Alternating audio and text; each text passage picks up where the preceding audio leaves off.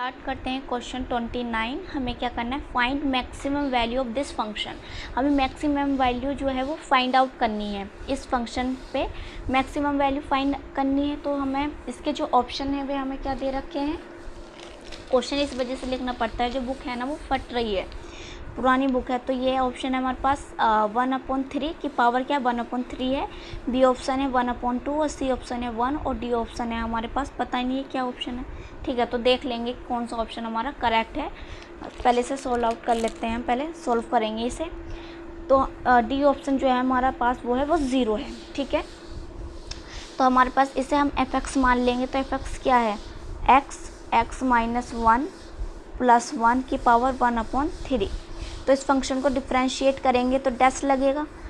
पहला काम क्या होता है, अगर किसी भी फंक्शन की पावर है, पावर दे रखी है, तो पावर से आप सोल्व आउट करते आओगे, मतलब पावर से आप डिफ्रेंशिएट करते आओगे। तो पावर को लो पहले, 1/3 आ गया, x माइनस 1 प्लस 1। अब 1/3 में से 1 को सब्ट्रैक्ट करो तो क्या आएगा, यहाँ से माइनस के 2/3 आएगा, नहीं आएगा बताओ।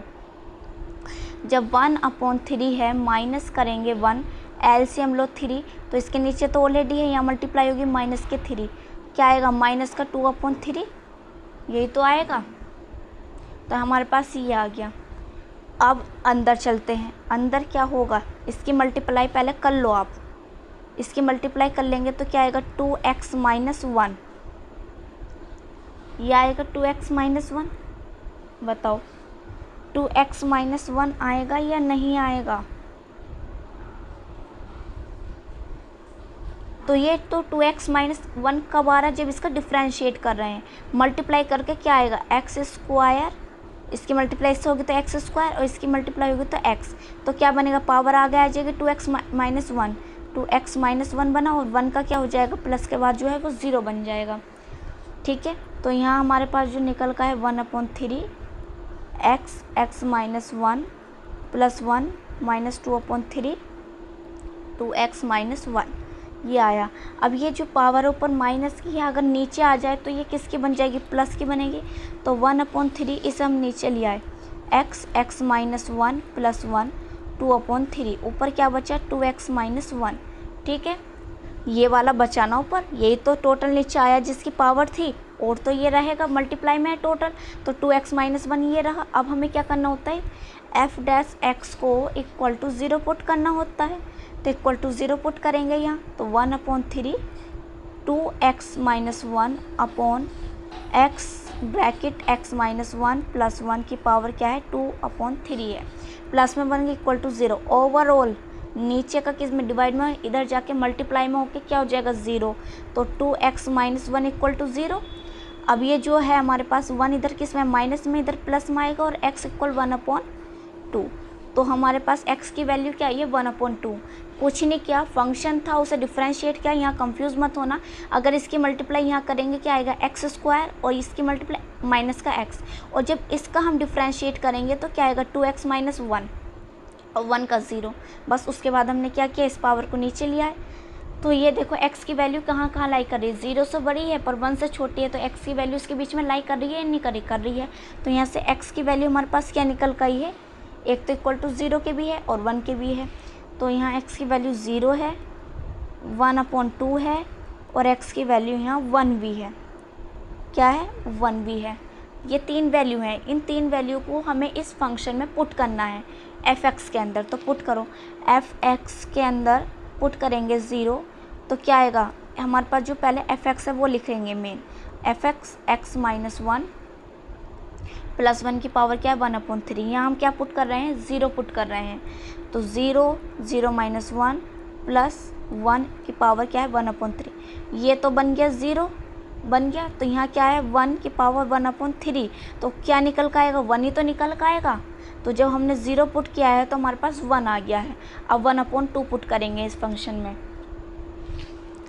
तो यहाँ हम f(x) के अंदर क्या पुट करेंगे, क्या है x माइनस 1 प्लस 1 की पावर क्या है 1/3 है। ठीक है ना, तो यहाँ हम पुट कर रहे हैं 1/2, तो यहाँ 1/2 पुट किया, 1/2 माइनस 1 प्लस 1 की पावर 1/3 है। ठीक है, तो यहाँ क्या करेंगे, फर्स्टली हम यहाँ एलसीएम लेंगे, यहाँ एलसीएम लो अंदर, तो 1/2 as it is to LCM लिया तो क्या आएगा 1 - 2 + 1 पावर 1/3। थोड़ा सॉर्ट आउट करके देख लो क्या निकल कर आ रही है यहाँ से वैल्यू।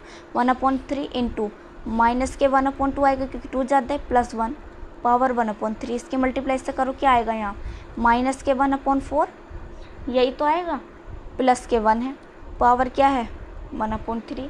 फिर से यहाँ एलसीएम लो, एलसीएम लेंगे 4 का, -4 एज इट इज़ प्लस के 4 पावर क्या है 1/3। तो यहाँ क्या निकल कर आएगा 3/4 पावर है 1/3। तो ये हमारे पास निकल कर आएगा ये एक वैल्यू।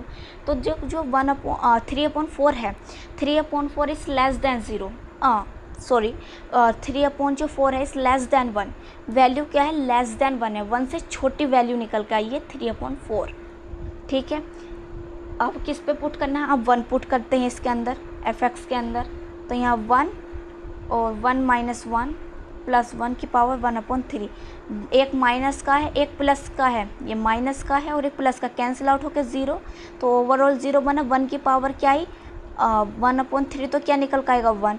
तो हम जब 1 पुट करा तो हमारे पास 1 आया है, 0 पुट करा तो हमने 1 आया है, और जब 1/2 पुट किया तो 3/4 आया इज़ लेस देन 1, 1 से छोटी वैल्यू है।